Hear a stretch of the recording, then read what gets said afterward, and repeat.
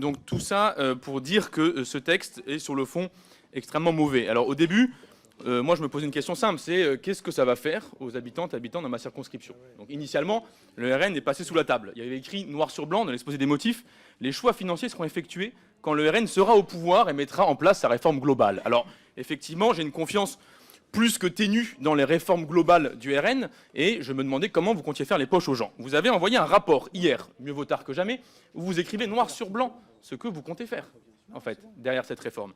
Vous écrivez « Le relèvement du taux de cotisation n'est pas pertinent ». Traduction, tout le monde payera, sauf les hauts salaires protégés par le plafond de la sécurité sociale, sauf les grandes entreprises protégées par les exonérations de cotisations sociales que vous avez sauvées, l'extrême droite, pas plus longtemps qu'hier soir. Et dans le détail, vous donnez quelques pistes qui sont toutes extrêmement angoissantes et font qu'on ne peut absolument pas voter vos histoires. Vous expliquez que ça va être payé par la natalité. Alors, on a vu ce que font vos amis lorsqu'ils disent ça, que ce soit en Hongrie, en Pologne, c'est interdire le droit à l'IVG. Mais imaginons même que la natalité augmente dans ce pays. Enfin, collègues, on n'est pas des souris, ça met plus que 20 jours pour faire des enfants.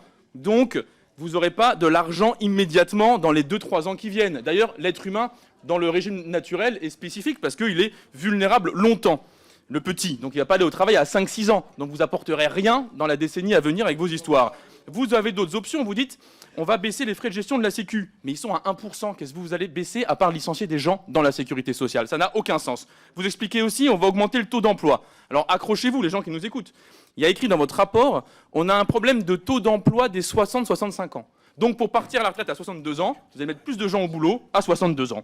C'est vraiment extraordinaire comme proposition. Et enfin, vous concluez en disant qu'il fallait utiliser l'intelligence artificielle pour doper la productivité. Alors écoutez, moi je vous ai écouté, j'ai été sur ChatGPT, j'ai écrit comment financer les régimes de retraite, il y a marqué une réponse, augmenter les taux de cotisation.